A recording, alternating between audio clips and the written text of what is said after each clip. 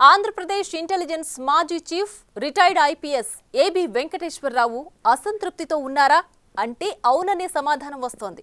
YCP ప్రభుత్వ హయాంలో కక్ష సాధింపులకు గురై 5 ఏళ్ల పాటు న్యాయ పోరాటం చేసిన మాజీ ఐపీఎస్కు కూటమి ప్రభుత్వం ఏర్పడగానే నామినేటెడ్ పోస్టు కట్టబెట్టింది. దానికి సంబంధించి ఉత్తర్వులు వెలువడి వారాలు గడుస్తున్నా ఏబీ ఆ కుర్చీ వైపు చూడడం లేదు. అంటే తనకు కేటాయించిన పదవిపై ఆయన సంతృప్తిగా లేరా? తన రేంజ్కి తగ్గ పోస్ట్ ఇవ్వలేదని ఆయన అలిగి బాధ్యతలు స్వీకరించడం లేదా?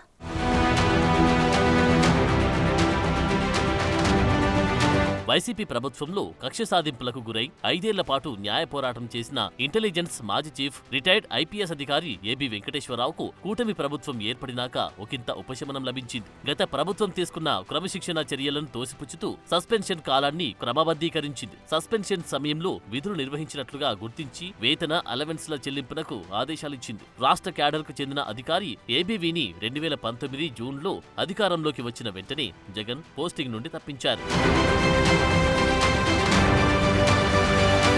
ఏబీ వెంకటేశ్వరరావు నిఘా విభాగం అధిపతిగా ఉన్నప్పుడు ఇజ్రాయెల్ నుండి అధునాతన టెక్నాలజీ కొనుగోలుకు సంబంధించి అవినీతి జరిగిందంటూ 2020 ఫిబ్రవరి 2న జగన్ సర్కార్ సస్పెండ్ చేసింది. దాంతో ఏబీవీ న్యాయ పోరాటానికి దిగారు. విదేశాల నుండి ఎలాంటి టెక్నాలజీ కొనుగోలు చేయలేదని, ప్రభుత్వ ఖజానా నుంచి ఒక్క రూపాయి కూడా ఖర్చు చేయలేదని కోర్టులో వాదనలు వినిపించారు. కోర్టు ఆయన సస్పెన్షన్ ఎత్తివేయాలంటూ 2022 తీర్పు వెలువరించింది. హైకోర్టు నా అప్పీల్ని మన్నించింది, సస్పెన్షన్ కొట్టివేసింది.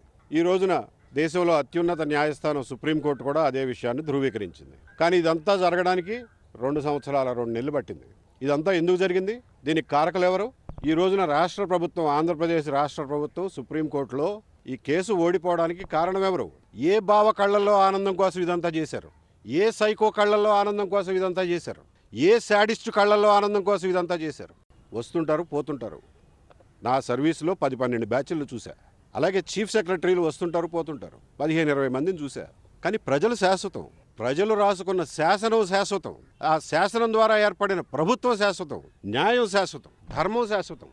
నేను లోకల్, ఎవరిని వదిలిపెట్ట. ఆ క్రమంలో ఏబీ వెంకటేశ్వరరావుని ప్రింటింగ్ ప్రెస్ కమిషనర్ గా నియమించిన జగన్ ప్రభుత్వం వారం రోజులు తిరగకుండానే రెండోసారి 2022 జూన్ 28న సస్పెండ్ చేసింది. తన సస్పెన్షన్ ను సవాల్ చేస్తూ మరోమారు న్యాయ పోరాటానికి దిగిన ఏబీ వెంకటేశ్వరరావు 2024 మే 8న కేంద్ర పరిపాలనా ట్రైబ్యునల్లో విజయం సాధించారు. తప్పనిసరి పరిస్థితుల్లో ఆయన పదవి విరమణకు ముందు రోజు జగన్ ప్రభుత్వం పోస్టింగ్ ఇచ్చింది. బాధ్యతలు తీసుకుని కొన్ని గంటల్లోనే పదవి విరమణ చేశారు. తర్వాత ఏర్పడిన కూటమి ప్రభుత్వానికి తనకు జరిగిన అన్యాయాన్ని తెలియజేసిన ఏబీవీ కోర్టు, క్యాట్ తీర్పుల మేరకు న్యాయం చెయ్యాలని కోరారు. దాంతో చంద్రబాబు ప్రభుత్వం ఆయనపై నమోదైన తప్పుడు అభియోగాలను వెనక్కి తీసుకుంది. సస్పెన్షన్ కాలానికి వేతన అలవెన్స్లు చెల్లించేలా చర్యలు తీసుకుంది. తర్వాత ఆయనకు పోలీస్ హౌసింగ్ కార్పొరేషన్ చైర్మన్ గా నామినేటెడ్ పోస్ట్ ఇచ్చింది. ఏబీ వెంకటేశ్వరరావు 2014లో కూటమి ప్రభుత్వం ఏర్పడినప్పుడు పోలీస్ డిపార్ట్మెంట్ లో పూర్తిస్థాయి పెత్తనం చెలాయించిన ఐపీఎస్ ఆఫీసర్. పోలీస్ ఆఫీసర్ గా కంటి టీడీపీ సానుభూతి పరుడుగానే ఆయనపై వైసీపీ వర్గాలు విస్తృత ప్రచారం చేశాయి. అందుకు తగ్గట్టి 2019లో వైసీపీ అధికారంలోకి వచ్చాక ఏబీవీపై కక్షగట్టి చుక్కలు చూపించారన్నది డిపార్ట్మెంట్లో టాక్.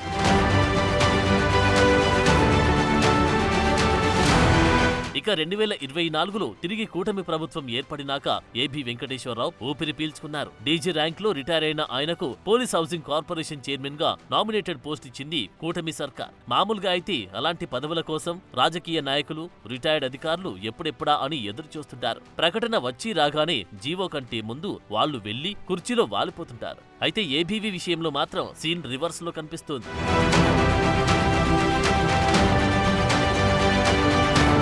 గవర్నమెంట్ ఆర్డర్ వచ్చి వారాలు గడుస్తున్న ఏబీ వెంకటేశ్వరరావు మాత్రం ఇంతవరకు అటువైపు తొంగి చూడలేదు. ఎందుకలా అని ఆరాలు తీస్తున్న వారు ఆయన అసంతృప్తికి గల కారణాలు తెలిసి ఆశ్చర్యపోతున్నారంట. అయితే కూటమి ప్రభుత్వం తనకిచ్చిన నామినేటెడ్ పోస్టుతో ఆయన సంతృప్తిగా లేరంట. నా రేంజ్ ఏంటి, నా ర్యాంక్ ఏంటి, గత 5 ఏళ్లు నేను అనుభవించిన కష్టాలేంటి, మీరు నాకిచ్చిన పోస్ట్ ఏంటంటూ కూటమి ప్రభుత్వంపై ఆయన అగ్గి మీద గుగ్గిలమై మండిపడుతున్నారంట. Police housing corporation chairman post తన స్థాయికి తగ్గది కాదని, దానికి బదులు కామ్గా ఉండడమే బెటర్ అని ఫీల్ అవుతున్నారట. వైసీపీ హయాంలో 5 ఏళ్లు అవమానాలు పడ్డాను, జీతం కూడా లేకుండా పనిచేశాను. అలాంటి తనకు పోలీస్ హౌసింగ్ కార్పొరేషన్ చైర్మన్ పదవా అని ప్రశ్నిస్తున్నారట. వేరే పోస్ట్ ఇవ్వాలని, అంతేకాని అక్కడ ఛార్జ్ తీసుకునే ప్రసక్తి లేదని బేస్మెంచ్కు కూర్చున్నారట. పోలీస్ వర్గాల్లో ఇప్పుడిది హాట్ టాపిక్ గా మారింది.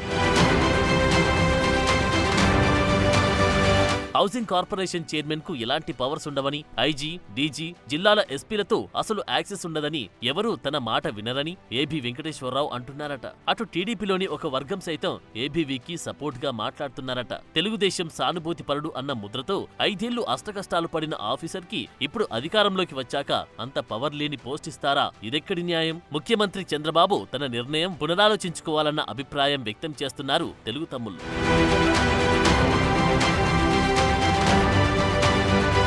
ఇంకొందరైతే ఓ అడుగు ముందుకేసి సోషల్ మీడియాలో తమ అభిప్రాయాలు వ్యక్తం చేస్తూ ఏబీకి అంత అన్యాయం చేస్తారా అంటూ సీఎం చంద్రబాబును ప్రశ్నిస్తున్నారు. ఏదేమైనా పోలీస్ హౌసింగ్ కార్పొరేషన్ చైర్మన్ పదవిని ఎట్టి పరిస్థితుల్లో తీసుకునే ప్రసక్తి లేదని ఏబీ వెంకటేశ్వరరావు తేల్చి చెప్తున్నారట. తన ప్రాధాన్యతల్ని కూడా ఆయన ప్రభుత్వం ముందు పెడుతున్నారట. వైసీపీ ప్రభుత్వ అక్రమాలపై ఒక విచారణ కమిటీ వేసి దానికి తనను చైర్మన్ చెయ్యాలన్నది ఆయన మనసులోని మాటగా తెలుస్తోంది. లేదంటే విజిలెన్స్ అండ్ ఎన్ఫోర్స్మెంట్ లో ఓఎస్డీ పోస్ట్ ఒకటి క్రియేట్ చేసి స్పెషల్ పవర్స్ తో అది తనకు ఇవ్వాలని అడుగుతున్నారట.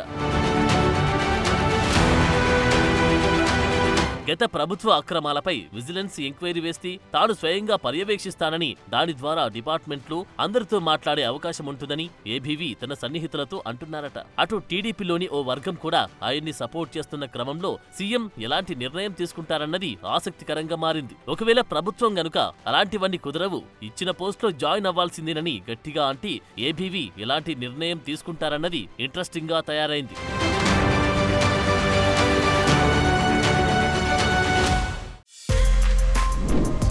For more videos like this, subscribe Big TV channel.